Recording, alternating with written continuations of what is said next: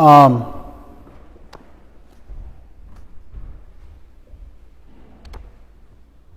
I was just talking to somebody, and they're going through a hard time in their life.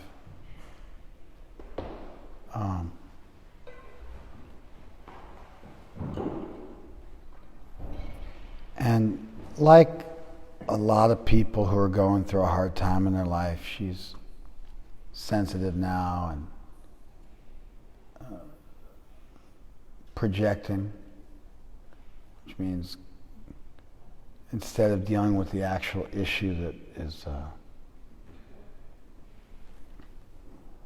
in front of you, you take all the intensity and the emotion you have for this actual thing that you're dealing with, and then you project it onto another person, another situation, and you become like insanely upset at the checkout person at the grocery store for the disrespect they showed you by not asking you if you wanted paper or plastic, because you're not dealing with some kind of major problem in your life. So you take that and you, actually, that's transference. Okay, that's transference. Alright, sorry, I got I'm sitting in front of a social worker. Somehow, like, your presence is making me look at myself and be like, wait a second, that's transference. So yeah, you're guilty of transference.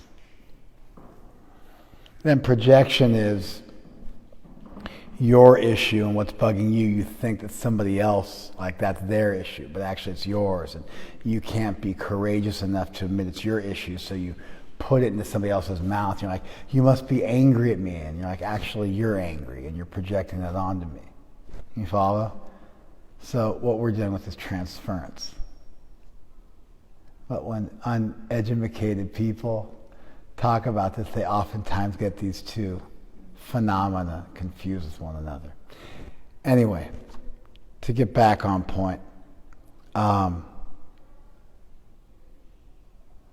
lot of times when you've got heavy stuff going on in your life you can't deal with, you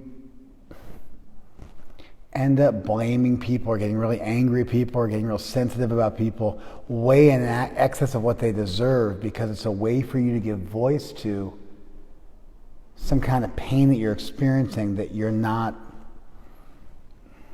mature enough and courageous enough to deal with head on. You follow that?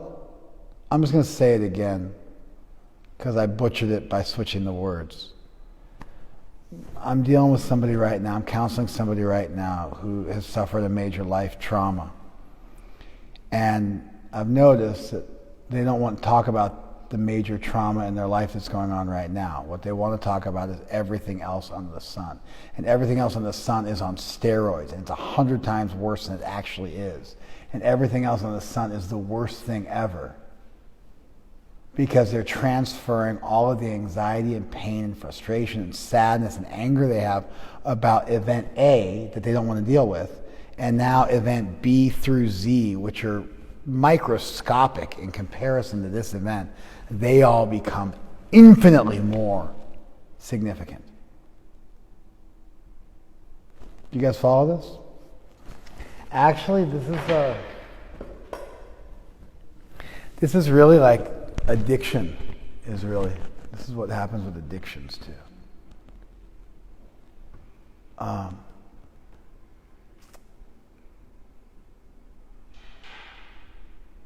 You know, when I'm counseling people who are addicted to drugs or sex or anger, or people have eating disorders even,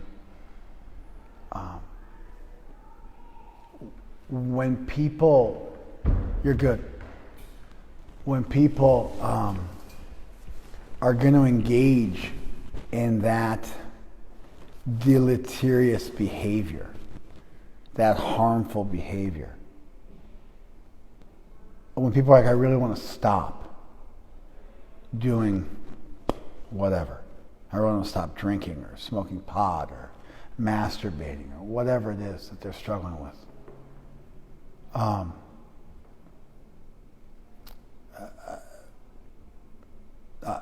My advice is relatively the same. Each particular addiction has its own little nuances.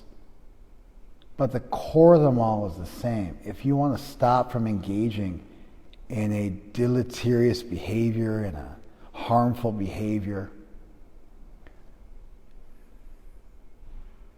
what you have to do is, when you're stressed out about something, when you feel like you want to, whatever the coping mechanism is, when you feel like you want to do that, like drinking, for instance, and you're trying to be sober, what you do is you stop. When you get that thought in your head, like, oh, I should go drink, you stop and you ask yourself, what big thing is going on in my life that I don't want to deal with right now? What major issue is occurring in my life that I don't want to deal with? What's stressing me out that I don't want to think about? If you stop and deal with the actual thing that's stressing you out, full on, right there, like you stop, you say, I'll take a half an hour and I'm going to deal with this actual event that's really disturbing me, that I feel like I can't even touch, that's radioactive. I'm going to go deal with it. I'm going to journal about it. I'm going to talk to somebody about it. I'm going to open it. I'm going to start to dig into it. I'm going to start to like get into it. Your desires to engage in that negative behavior will evaporate almost magically, like they were never there.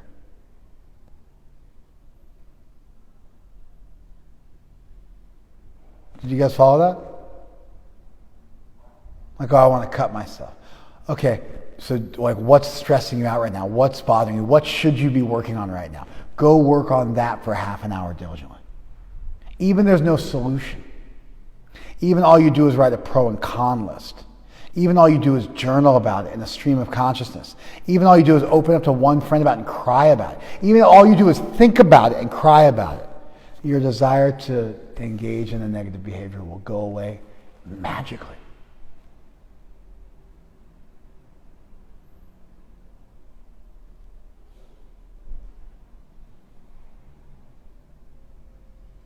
The negative behavior really just messes with your dopamine level and your other neurotransmitters enough to make it easy to forget.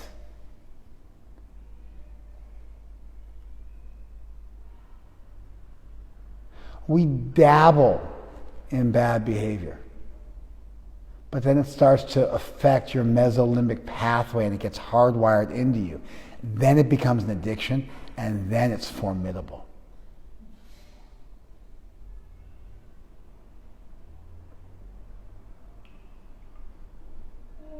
Like, I used a lot of cocaine for a brief period of time as a child. From my ages 15 and 16, I used a lot of cocaine in the 80s, crack cocaine. It took me years to get over it. Years.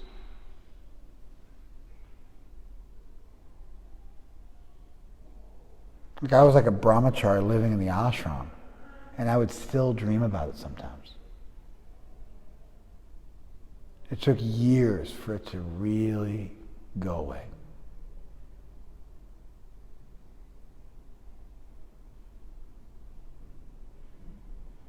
Once it gets hardwired, it's much more formidable. It's much more difficult. You can do it, but man, I try to get, like, when I see somebody liaising with or dabbling in a negative pattern of behavior that I know can lead to like an addiction and a habit, I try to leap into the fray and stop it, like whatever I can do, because I don't want it to go from an experiment into an addiction. because then it's a whole different animal. Then it's your go-to.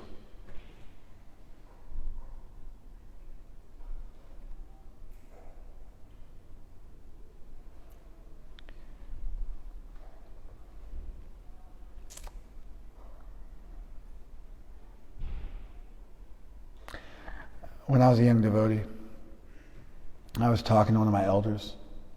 He's a cinematographer, and somehow he got the gig of filming the Tropicana swimsuit video for, in whatever it was, 1990. So Tropicana, I don't even know what Tropicana is. Maybe it's like a suntan lotion or something like that. It's right? It's Tropicana suntan lotion. So they would have like a swimsuit. Maybe it was like an issue of a magazine, or maybe it was a competition or whatever. So Tropicana swimsuit model competition. And so they would video it, and people would, I guess, rent the video from, from Blockbuster, which is precursor to Blockbuster. It was well before Blockbuster. It used to be that record stores would rent VHS tapes. Your average record store would have a section of VHS tapes. That's how it was in the 80s. There were no dedicated video stores. There were record stores, and then the record stores would double as video rental places, pre-Blockbuster. Anyway, so I was a brahmachari in the ashram, and he came back to the temple, and he was like, yeah, I just got done videoing the Tropicana swimsuit issue. And I was like, that sounds horrible. That's really rough, dude. How'd you cope with that? And he's like, I just went and got myself a milkshake and just chilled out and just I had to take a deep breath and just and so it's how did he deal with the lust or the agitation? He went and got some fat and some sugar and consumed large amounts of fat and sugar to sort of sedate himself, You know what I mean? And got himself a nice pancreas insulin, got himself a nice insulin hit, regulated his serotonin levels, and it's probably a little oxytocin was thrown in there as well, and just sort of made it all better, took the edge off. It's also important to figure out healthy ways of coping. My guru told me that when it gets really stressful and he just can't cope with life and life gets really hard, he chants japa. And he has to chant a lot of japa every day. And if it's 4 o'clock or 5 o'clock in the afternoon and he hasn't chanted enough rounds, he starts to feel edgy and uncomfortable. And so he takes shelter of his japa. And he feels like he needs a daily dose of japa to keep him steady.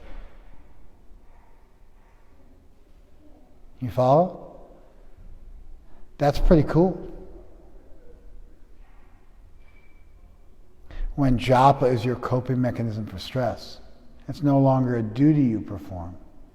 It's no longer your religious activity.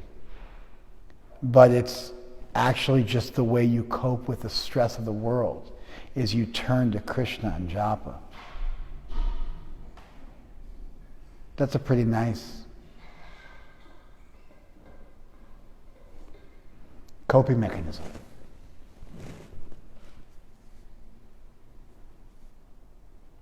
Sometimes I'll tell devotees, go get something to eat. Go eat something you shouldn't. Go eat too much. You'll feel better. Go sedate yourself. Of course, that can turn into an eating disorder, so you got to be careful. That's even that but you've got these coping mechanisms: exercise, sleep, japa, that are not detrimental to your mental and physical health, and that you can indulge in, and they're relatively benign.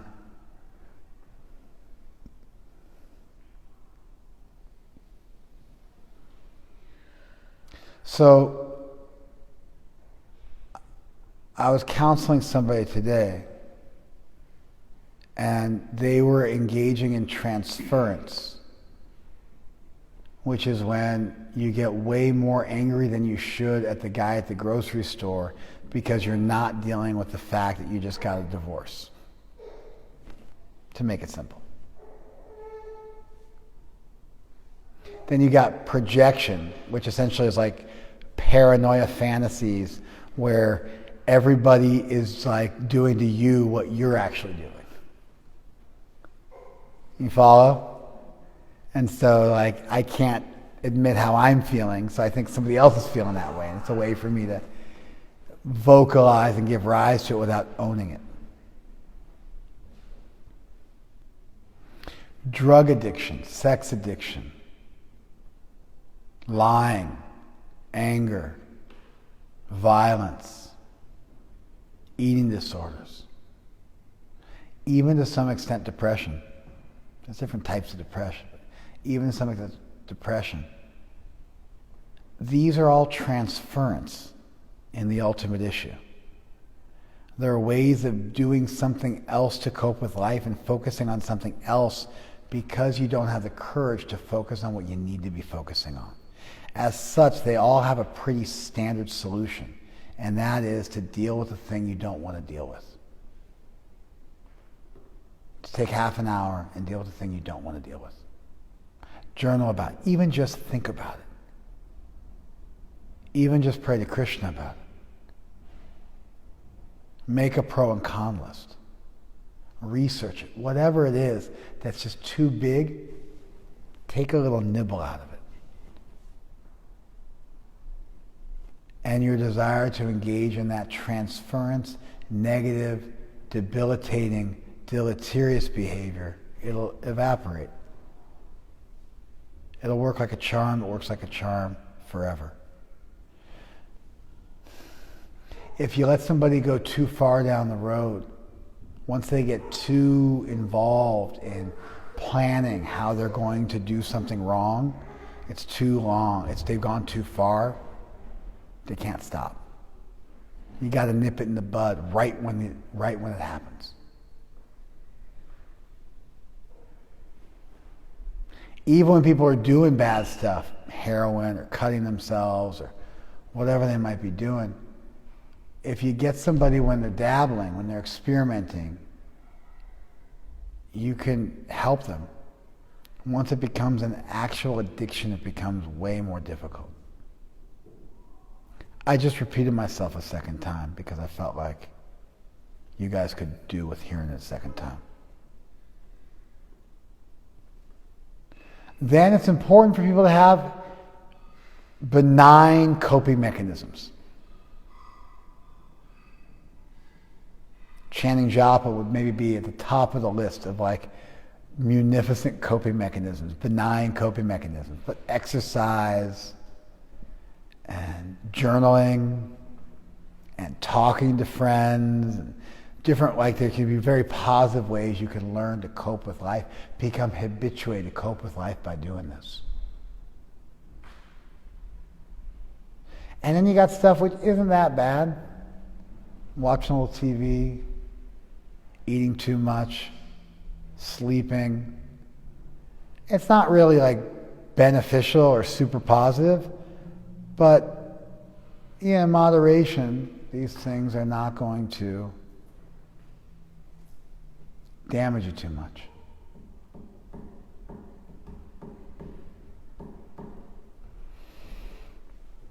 Then you got the ones that mess you up. Those are the ones you got to avoid.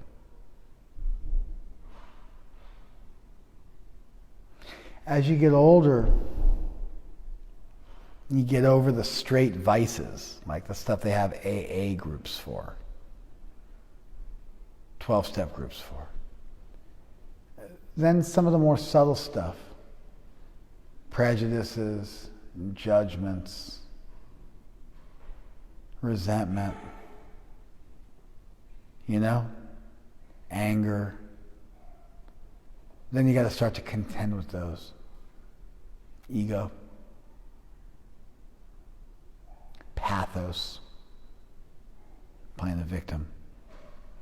Then you got to start to contend with those. They're less addictions and they're more maladaptive patterns of behavior. You follow? Maladaptive patterns of cognition. And you start to work on that more subtle ground.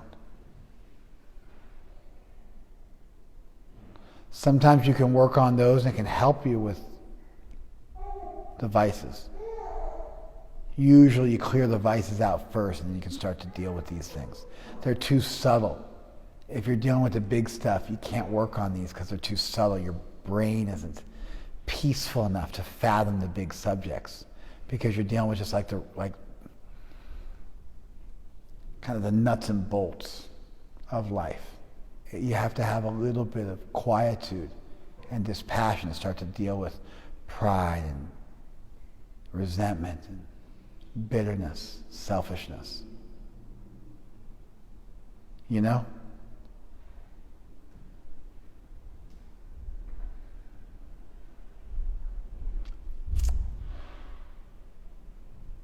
So this was what I was doing right before I sat down to give class. And so I thought when I sat down, is there a verse from the Gita that will help to make this point, that relates to this thing I was thinking about? And I thought of a verse. And I'm going to read the verse to you, and then we can think about how it's related. It's kind of an obscure connection. And so we'll look over this verse. I thought it had some value. Apuryamanam achala pratishtam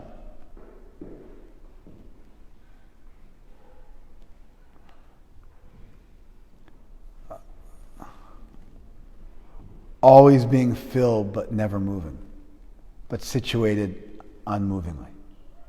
Samudram apa pravishanti yadvat. Just as the ocean, samudra, is being filled by water. Waters are entering. Apa pravishanti. The waters there entering into the ocean, which is always being filled, but which is never moving. Just like that. Yadvat. Just like that. Tadvat. Kama yam pravishanti sarva. Just like that. Sashantim apnoti nakama kami. Just like that.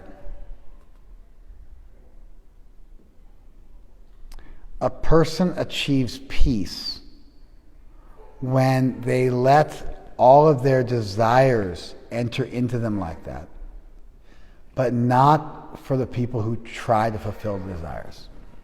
Kama kami means the people who desire their desires is literally what it means. So let me say it again. It's a little complicated. Let me say it again. I'm going to read Prabhupada's beautiful translation. Just like the ocean is always being filled with waters, but never moves. Do you understand what's being communicated? You have an ocean which stays in its banks, more or less. But there's rivers always going into the ocean, but then the water's evaporating off the ocean, and the white water cycle's there, so the ocean just doesn't get bigger and bigger and bigger. Maybe it gets microscopically bigger, but you don't really notice it getting bigger. It's able to have those waters come into it, and it just doesn't move. It just stays in its banks. You follow? Tadvat. Just like that. Sa shantim apnoti. Someone achieves peace when Kama pravishanti sarva. When all the desires go into them like that. Go into them and they don't become unnecessarily agitated. Na kama kami. But they won't achieve peace if they desire to fulfill all those desires that are anyways always coming. You follow? That's the verse. A person who is not disturbed by the incessant flow of desires that enter like rivers into the ocean, which is ever being filled but always still, that person can alone achieve peace, not the man who strives to satisfy such desires. Did you guys follow the simile? So you have an ocean which is steady, and rivers are going into it, but the ocean is staying steady. It's achala pratishtam. It's staying steady. Then you've got the person, and they've got desires kind of coming into their brain, but they stay steady, like the ocean. That person, who's like the ocean, achieves peace. The presence or absence of desires does not determine. It's your response to those desires which determines it. And who doesn't achieve peace? The person who gets into. They desire their desires and they get all wrapped up in them. And they feed into it and they get all agitated by those desires. That person doesn't achieve peace. Do you guys follow that? Okay. That was the verse I thought of.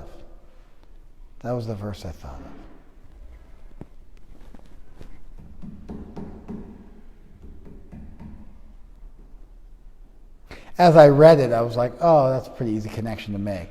But the connection I made was a little bit abstract. Let's see if you guys can get it. What's the connection between that verse and what I spoke about?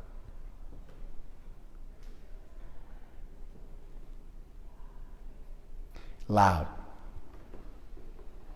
Just like what you spoke about was the value of not getting attached to your like negative thought processes or negative behaviors. Ian, can you hear her? Give me a thumbs up if you can. Good. Keep going. This verse describes the value of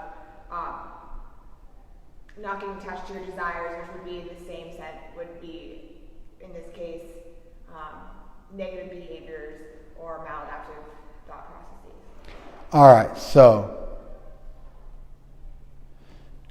the people in the Gita aren't running with their desires too far. And I mentioned how if you're addicted to something negative, by not running with it too far and facing up to life, then you'll be successful in your sobriety.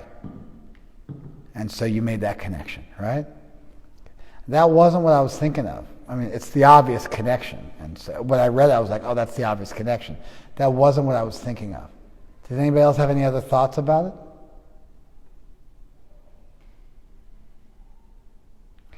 Here's what I was thinking.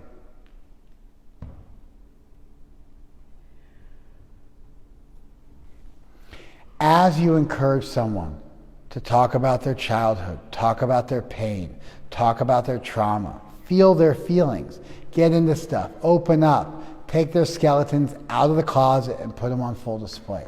As you encourage someone to do that, which is standard talk therapy, and it's kind of like the cornerstone of CBT, and it's just cognitive behavioral therapy, and it's just kind of like, it's just sort of like, you know, that's what it is. That's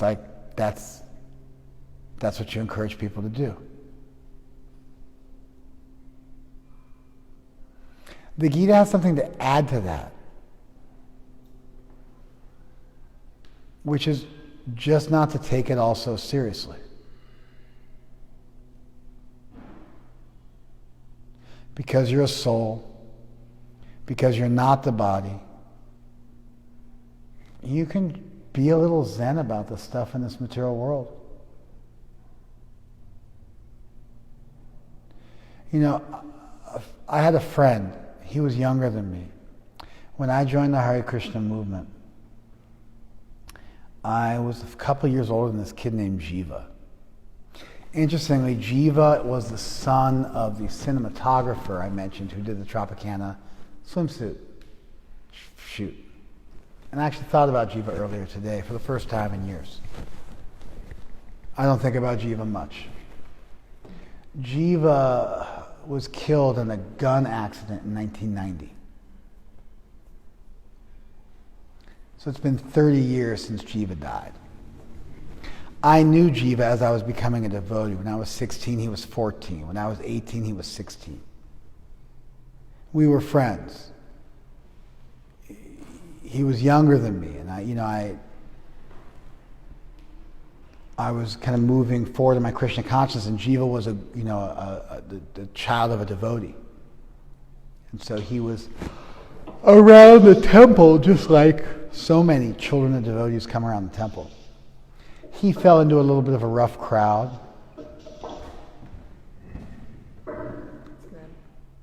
We good?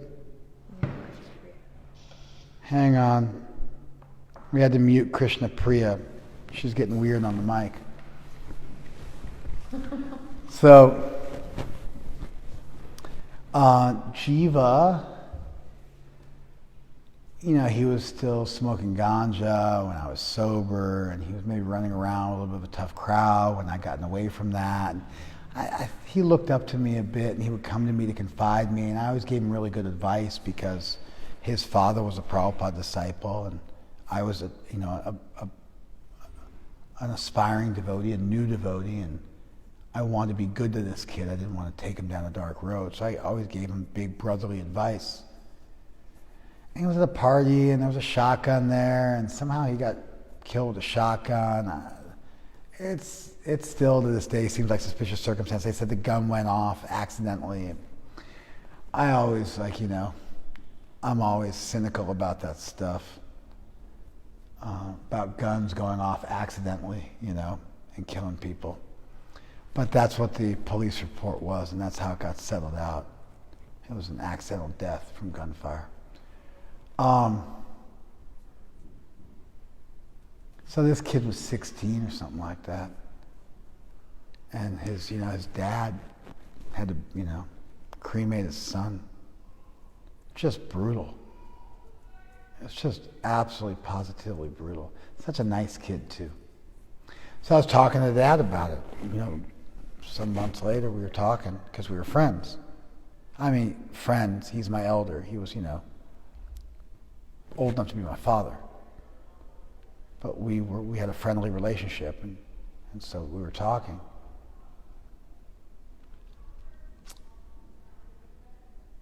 And I really wanted to get into his pain with him, I thought he must be tortured, and I wanted to talk to him about his pain.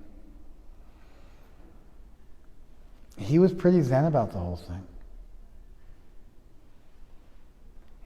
I did my best, and he's gone now, and he's gone on to another life, and I have to let him go and move on to my own life. And I thought, you must not be really feeling your feelings enough. You must not be getting into it enough. And maybe he wasn't. I remember thinking this at the time. But reflecting back on it today, I think to not get hopelessly lost and enmeshed in this material world in a way that almost guarantees to lead you to an abyss of nihilism and like an existential dilemma of what is this all about? It's such a nightmare. Everything is grinded into nothing. And it's just all useless. To not wind up there, you have to understand you're the soul and not the body, and there's a price you have to pay. That realization comes at a cost, and it means you have to be willing to let go of stuff in this world. When the bell rings, when it's time. And so it's kind of like this cool ratcheting. Like when you ratchet something forward, you move it side by side and it moves forward like that. You know what a ratchet is? So it's kind of like a really cool, of course the word ratchet also means ghetto, but anyway, I'm using the term ratchet in its standard usage.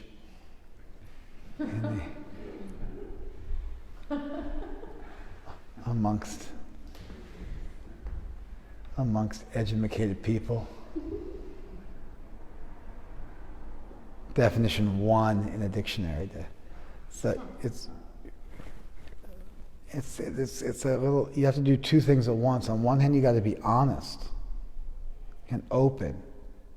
And in some ways, like, eviscerate yourself and expose yourself to the light and own your feelings and your experiences and not run from them.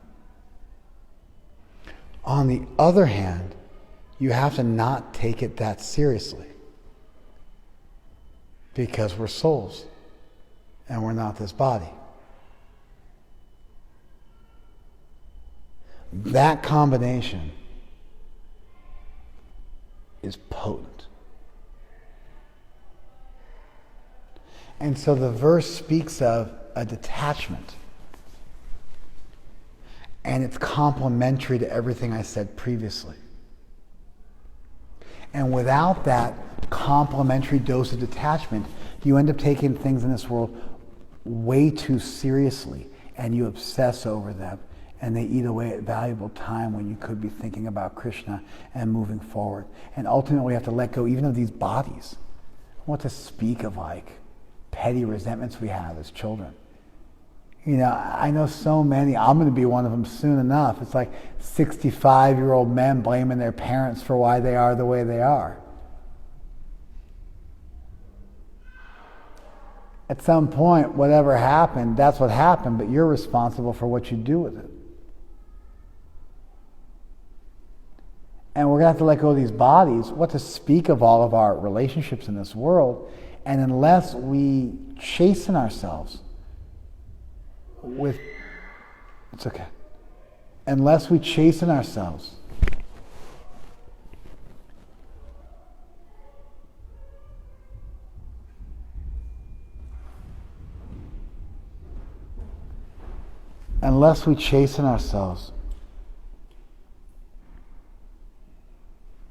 with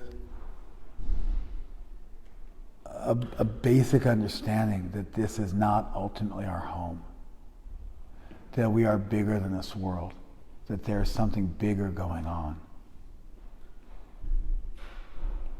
then your healing in this world becomes wallowing. And you don't go anywhere, you just stay here. And you get real comfortable here, and you heal here. But the basic disease of materialism goes on unabated. We have to interrupt that materialism by having a higher conception of self, fathoming the biggest things in the universe. And while we're doing that, we've got to work on our issues. And these issues become, to some extent, defanged. They lose their potency because they're seen for being on a much lower level. But we don't just pretend they don't exist and bury them.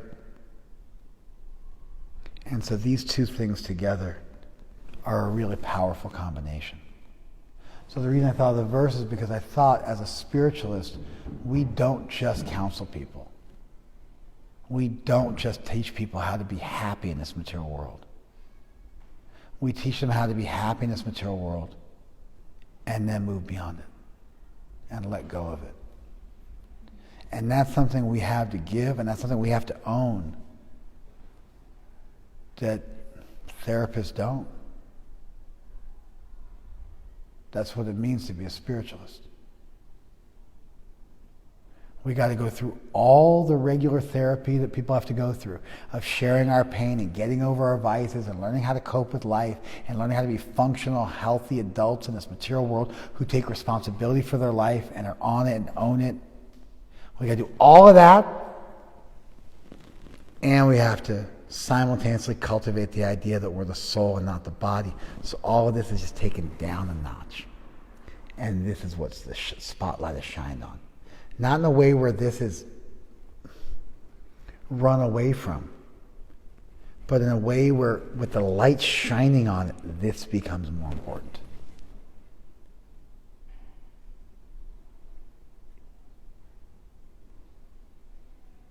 Did you guys follow that? Did that make sense? So just to wrap it all up with a bow tie. And so,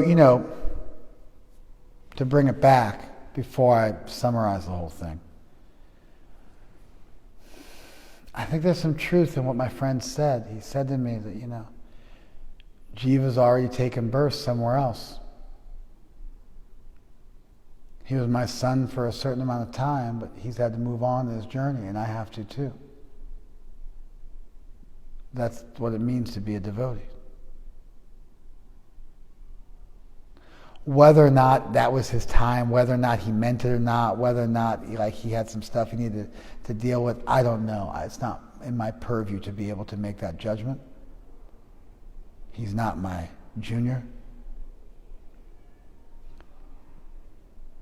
But the truth he spoke in that regard, even in the midst of his greatest suffering, it really rings true for me. 30 years later. It's been 30 years since Jiva passed. And it rings true.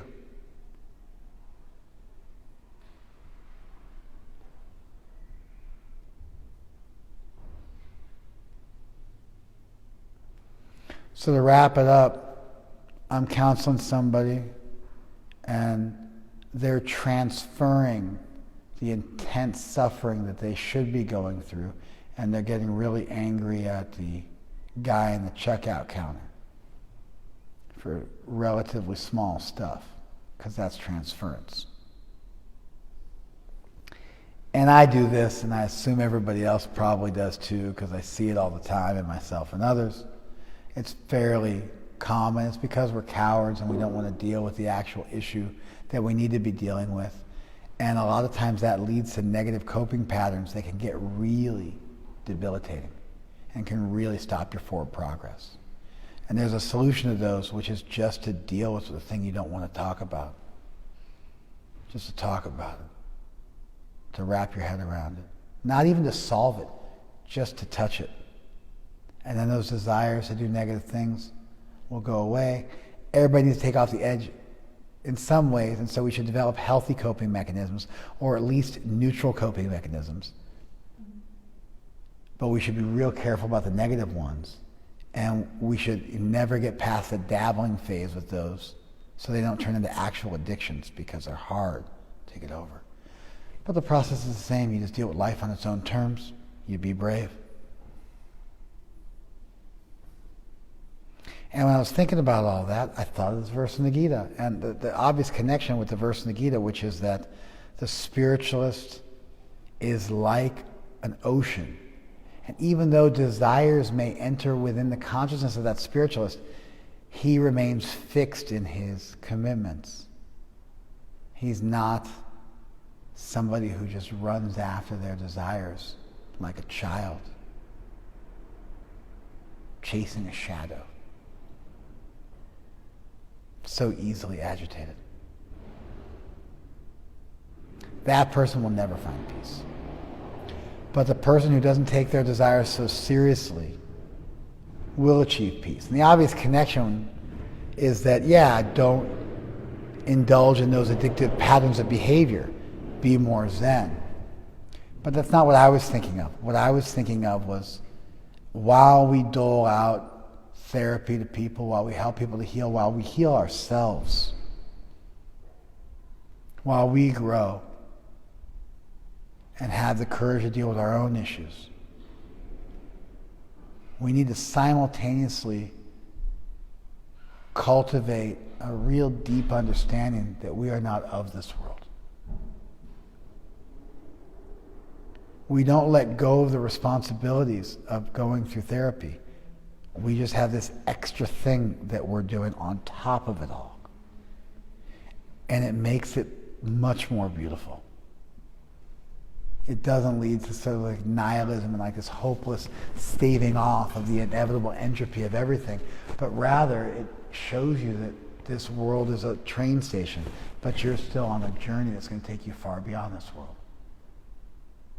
And it gives you a dose of detachment, which is critical in the life of a spiritualist, because we're going to have to ultimately let go of everything material. And so we have to train ourselves in that now. And especially as we dip into our emotions and our thoughts and feelings and so on and so forth, we have to remind ourselves that we have miles to go before we sleep. Okay. Thoughts, discussion? We got Ian. Many people use religion as a negative coping mechanism. Yes. To avoid working on their personal issues. Yes. How do we use our spiritual worldview in a healthy way so we don't sweep our issues under the rug and pretend we're transcendental?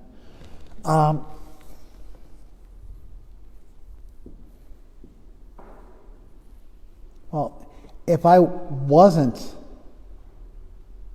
online, Ian, given that we know each other for 20 years and we're friends and we have like a long-standing relationship, if I wasn't online, I would be like, your question is so stupid. How could you even write this question to me? It's so dumb. I already answered your question entirely. But I'm not going to say that because I would look like a jerk. And so I'm saying we have to do all the regular therapy. We're not saved because we're Hare Krishnas. We have to do all the regular work and cultivate a transcendental attitude. And both things have to go on. And we got to walk and chew gum. And we're not given a free ride. And we don't get to run away from our problems and our issues on a boat of transcendence. And we have to address our vices, both the gross ones as well as the subtle ones. And we have to do all that internal work and fully clean house, strengthened by our spiritual knowledge. And so my entire class was dedicated to answering your question. And so your question seems nonsensical. I would never call it stupid because that would be rude and disrespectful, but it seems nonsensical. Do you want to unmic? Do you want to turn your mic on and comment? Yeah, clarify that. I mean, say all that, but I'm not going to say anymore. I'm not going to bring up myself here, but yeah. My whole class was dedicated to not making that pitfall, to not going down that road, to not going down that, like, religion as a cover-up. You know? The whole class was trying to strike that balance. Does that make sense? Yes, it does. All right. You did, yes. All right, brother. Okay. Thank you, Varangi. Anybody else want to chime in? It's me again. I was going to write something, but then I'd rather speak if that's okay.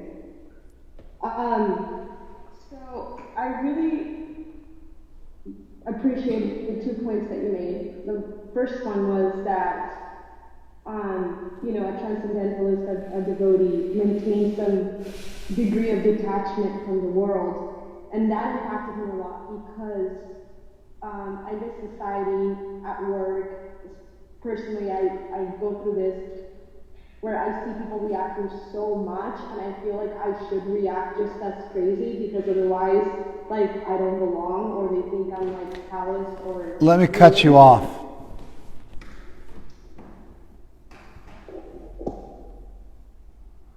Just because I know you so well, I think sometimes you tend to be overly detached from things in this world. I think sometimes as devotees, we use our philosophy to be artificially detached from things in this world in a way that's unhealthy. We run away from painful situations in the name of transcendence. And I think to be a real devotee, we have to be incredibly empathetic and understanding of people. We have to be really gut-wrenchingly honest with ourselves and where we're at. And part of where we're at has to be that we have a deep, profound yes burning in our hearts.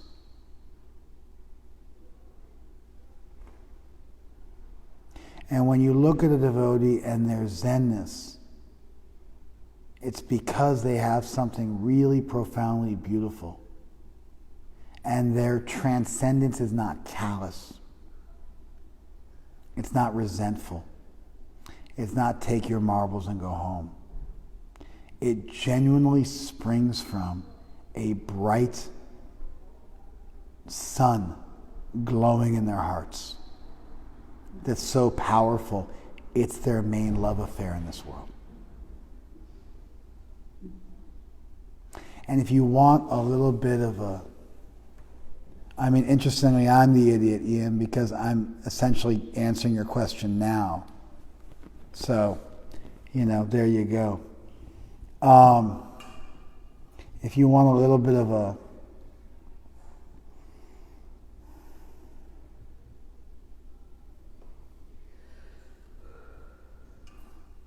if you want something like almost like a little bit of a cheat sheet or a hack, you look in your own heart.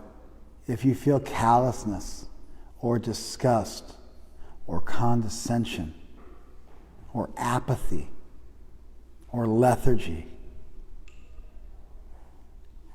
towards people who are suffering because of their materialism, that means you're running away from your own issues. When you really understand them and you just have something in addition to that that is like it's like an operating system that is involved in every aspect of your life. A huge yes, a big love affair, something that's the most important thing in the world to you. And you don't lack in compassion, you don't lack in empathy, you don't lack in your ability to understand people, you fully get it. And at the same time, you have a richness, and you have Krishna, and you love Krishna. And that's the most magical thing. Then you know you're doing good. You follow? Yeah, thank you. This definitely helps. I'm glad that you elaborated on it. Yeah, I'm sure Ian is too, and he's like, see, I did have a good question. All right, we got one more. If somebody wants to ask something or contribute something, we got one more. And I'm sorry for cutting you off, Varangi, but I realized based on what you were saying, I could say something that would be good for you and Ian, and I'm sensitive to time, and I had a sense of where you were headed. All right, Hare Krishna. Anybody else? Yeah, loud. I just really appreciate the community of devotees who are willing to be open and talk about their issues and willing to listen if you're having issues, and it's just been really. Ian, give me a thumbs up if you can hear him. Okay, continue. Yeah, it's just been really valuable for me in healing stuff that I've been through, and I just find it it's really nice to have. In a good community of devotees, there's subversive, radical,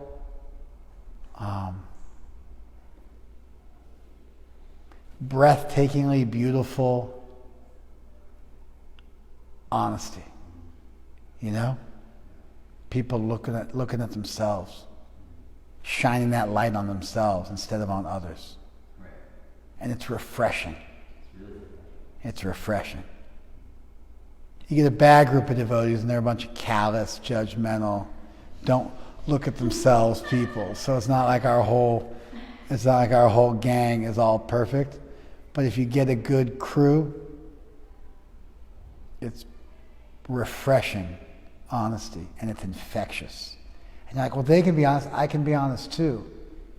And that's amazing. And that, coupled with a deep, profound philosophy, it's a match made in heaven. It's the yin and the yang. It's like a beautiful combination.